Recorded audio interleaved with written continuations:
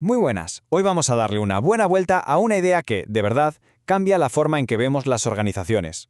Nos vamos a basar en un artículo clave de Gerald Salancik. Y ojo, aunque es de 1995, su crítica está más de actualidad que nunca. Nos obliga a cuestionarnos todas esas redes que, en el día a día, damos por hechas. Vamos a meternos a fondo en sus ideas para que se entienda bien su potente mensaje. Venga, empezamos fuerte, con la pregunta del millón. A primera vista parece fácil, ¿a que sí? Pero claro, la respuesta que le vemos lo cambia absolutamente todo. ¿Hablamos de un grupo de personas? ¿De un simple organigrama? ¿O es algo mucho más vivo, más complejo? Salancik justamente nos empuja a mirar más allá de lo evidente. Esta metáfora es el centro de todo. Normalmente nos fijamos en los árboles, la decisión que toma un directivo, la estrategia de una empresa en concreto. Y bueno, el análisis de redes llegó prometiendo algo más grande, la capacidad de ver el bosque, esa estructura de conexiones, a menudo invisible, que hace que todo funcione de una manera o de otra.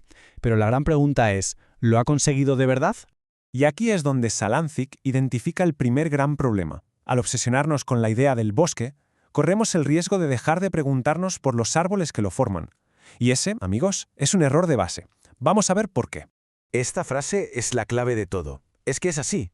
Nos dedicamos a dibujar mapas de quién habla con quién, de quién depende de quién, pero muy pocas veces nos paramos a preguntar, bueno, ¿y por qué existen precisamente esas conexiones?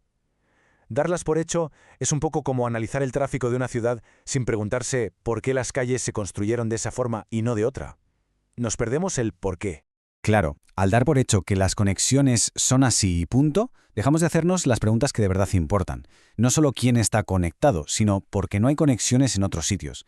A veces, la ausencia de un lazo, de una conexión, nos dice mucho más que su presencia.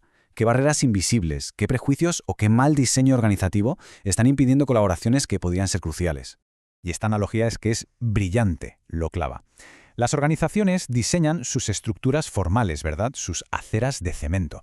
Pero la gente, para hacer su trabajo de verdad, acaba creando sus propias rutas, esos caminos en el césped. Un análisis de redes que solo se dedica a mapear las aceras se está perdiendo por completo cómo se mueve la gente en la realidad. El trabajo de verdad, el que importa, ocurre en esos caminos informales. Vale, para que todo esto no se quede en pura teoría, Salancik usa un ejemplo muy claro.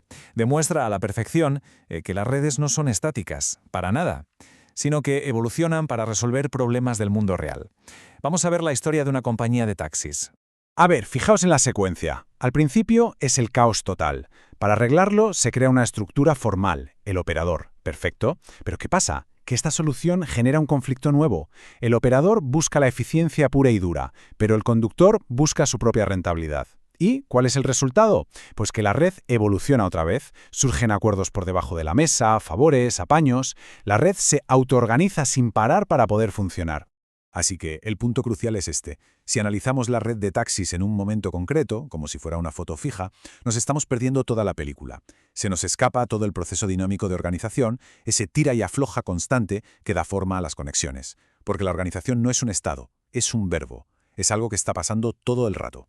Bien, ya hemos visto el problema. Entonces, ¿cuál es la solución que propone Salancik? O sea, ¿qué necesitaríamos para tener una teoría de redes que de verdad nos sirva para entender las organizaciones? Pues Salancik propone dos requisitos que son básicos. El primero, como vemos aquí, es que la teoría debe explicar el cambio. O sea, tiene que poder predecir cómo un pequeño ajuste, como por ejemplo conectar a marketing con I+D, va a afectar a todo el sistema. Y el segundo es que debe explicar la estructura. Es decir, tiene que decirnos por qué la red actual hace que sea tan sumamente difícil, por poner un ejemplo, que marketing y producción colaboren. No es suficiente con describir, no, hay que explicar y predecir.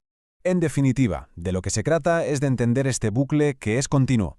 Por un lado, la estructura general influye en las interacciones del día a día, y a la vez esas interacciones van modificando poco a poco la estructura para conseguir los objetivos colectivos.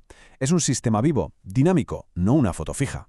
Vamos a ver ahora cómo esta forma de pensar cambia totalmente nuestra idea sobre un concepto muy famoso en el análisis de redes, los agujeros estructurales, que básicamente son esos huecos, esas desconexiones entre diferentes grupos dentro de una red. Esto es un cambio de perspectiva radical. La visión de siempre se centra en el individuo que se coloca en ese hueco entre dos grupos y saca tajada, ¿no? Haciendo de puente. Es una visión de beneficio individual. Pero la pregunta que lanza Salancik es mucho más profunda. A ver, ¿por qué existe ese hueco? ¿Es por una rivalidad histórica entre departamentos, por falta de confianza, por un mal diseño de la organización? Y aquí llegamos al propósito final. La idea no es darles escaleras a unos pocos para que suban más rápido, sino darle herramientas a todo el grupo para que construya puentes sólidos. El objetivo real es mejorar la salud del sistema entero, no solo premiar a quien sabe explotar sus puntos débiles. Y para ir terminando, vamos a ver la importancia práctica que tiene todo esto. Porque, al final, no es solo un debate para académicos. Tiene consecuencias muy reales sobre cómo construimos y lideramos nuestros equipos y empresas.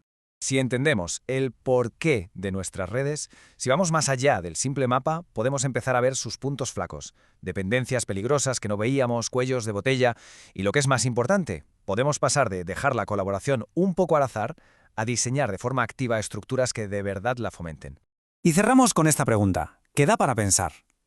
La crítica de Salanzic nos empuja a evolucionar, a pasar de ser meros cartógrafos de redes a ser arquitectos de redes, a dejar de ser observadores pasivos y convertirnos en diseñadores activos de sistemas que sean más inteligentes, más resistentes y, al final, también más humanos. Muchas gracias por la atención.